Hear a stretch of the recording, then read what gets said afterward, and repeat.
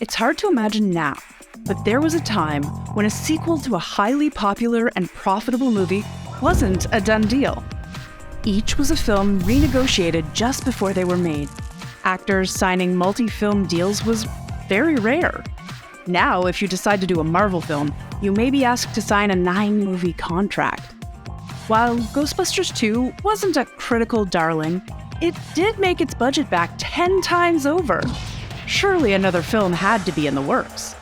Some of the cast and creative team were ready to give it another go, but some holdouts stalled a third Ghostbusters film for decades. It took some of them literally dying before another film could finally grace movie screens. What kept this film from getting made sooner? Let's find out here on What the F*** Happened to this unmade film. As Dan Aykroyd was doing the press rounds for Ghostbusters II, he was constantly asked if we would end up seeing another Ghostbusters film. He would answer that the possibilities were endless, but not everyone else on the team felt the same way. Originally, Bill Murray only agreed to do the original film if Sony would agree to let him do an adaptation of W. Somerset Maugham's novel, The Razor's Edge. In order to get him to agree to do Ghostbusters 2, the studio brought the cast together to discuss it. He said to People magazine that he got outfoxed into doing it. When he hung out with the cast, he had a lot of fun reconnecting with all of them. Then the studio pitched him some ideas that he really liked and thought it would work. When he showed up to shoot the film, he realized whatever it was that had captured his imagination had been taken out of the script. They had already begun shooting at that point and he couldn't back out. Would he come back for part 3? That ended up being a big sticking point for a long time. He didn't have any interest in reprising the role of Peter Venkman. Money had never been a big factor in what he decided to work on next. With this, Aykroyd would have to change some of his ideas. He offered Murray a 5-minute walk-on rule. It was turned down. It would seem that the next movie would have to move forward without Peter Venkman. Happy New Year! Dan Aykroyd and his writing partner Tom Davis would set out to figure out what the next adventure for the Ghostbusters would be. Aykroyd said he had an idea that he thought would work pretty well. One of the concerns had been that the cast of the original were getting older, and some didn't even want to return. He figured this was a good starting point, as that could factor into the script. What if they had retired, but had to be pulled back out in order to save the world once again? It seemed like a good idea, but it needed something else. While Aykroyd thought about this, he took some acting jobs. On one set, he got to work with a comedian that really re-energized him on the idea of a new Ghostbusters. What'd you do? Working with Chris Farley on the set of Tommy Boy got his mind spinning. Gad, I love that. If the original team had retired, maybe there was a new team that had sort of been franchised out. Multiple teams across the whole city. This led to Aykroyd writing a character just for his new co-star. I'm a maniac on the floor. In Ghostbusters Hellbent, we find that the original team has all but retired from the busting game. They all still work for the company, but all the actual grunt work is now handled by other teams, while the original crew now handles the business and research side of things. We are introduced to a new team of Ghostbusters in Frank Stantz, Ray's nephew to be played by Farley, Lovell, Moira, Carla, and Dr. Nat Colby. Spiritual activity was once again seeing an uptick. Teams all over the city have been busy trying to contain all the ghosts they've been called about. Ray and Egon spend their time working on a theory that the spirit world is actually another dimension that sits right next to the world of the living. Using different frequencies, it would be plausible to phase from one world to the next. The guys get a call that the chief administrator of the Vatican Investigative Group is on his deathbed. They go to his side and find that he hopes to be able to contact them from the other side.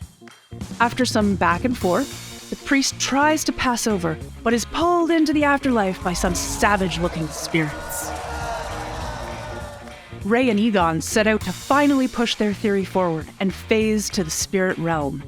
The original team gets back together, minus Peter Venkman. Depending on the version of the script, he has either gone to Indonesia to lay claim to the largest gold deposit in the world, or he died during some research at the Ghostbusters headquarters. The group, along with some new recruits, are able to phase into the spirit world and find that it's not much different than our own.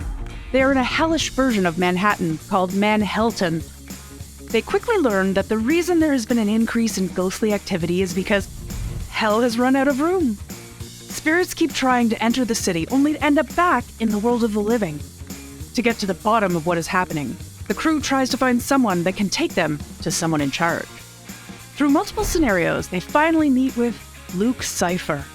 He seems to be in charge of hell.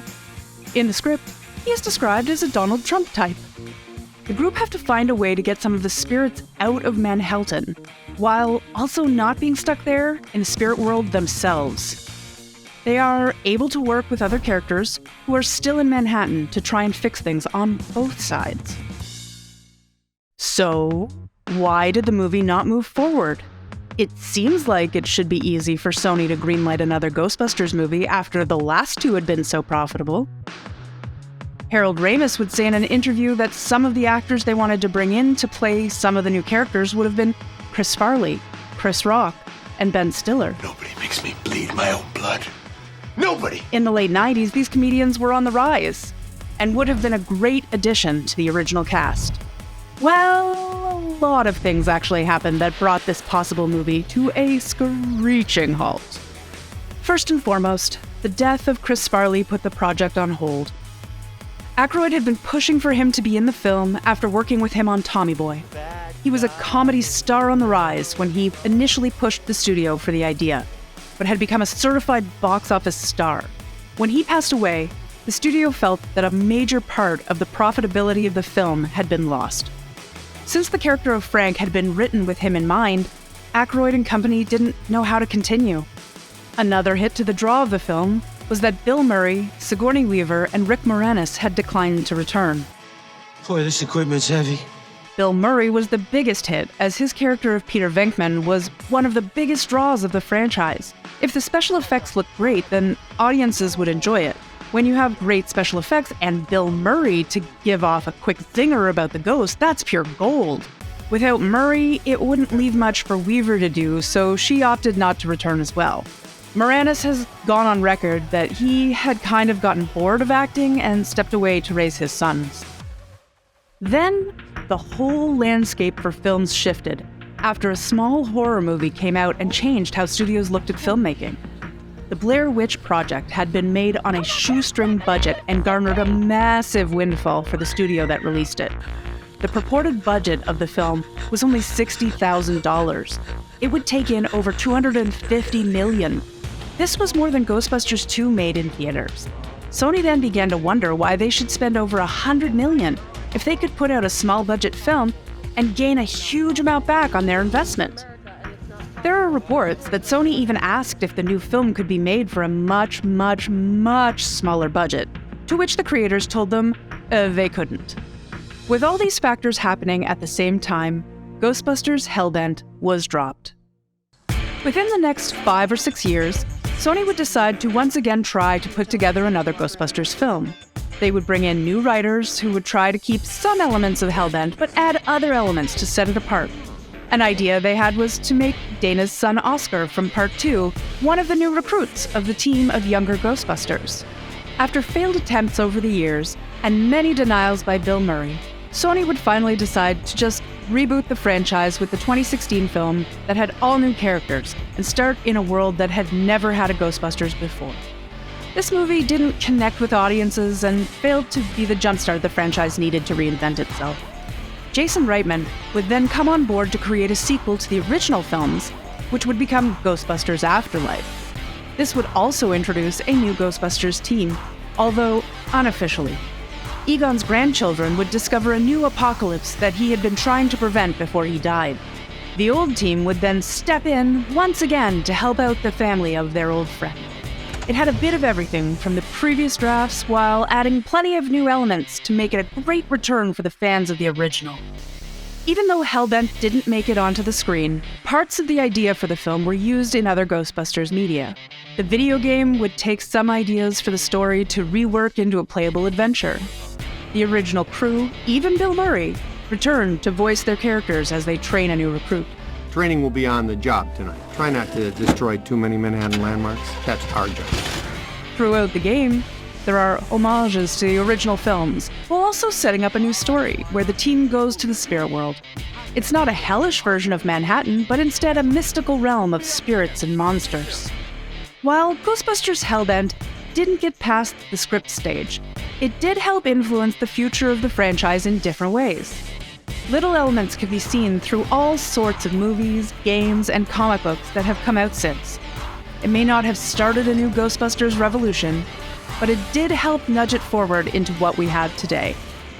Another sequel is on the way from the cast and creators of Ghostbusters Afterlife, and there has been talk of expanding the franchise even more. If you ever find yourself confronted by a spook, specter, or ghost, then all you have to ask is, Who you gonna call?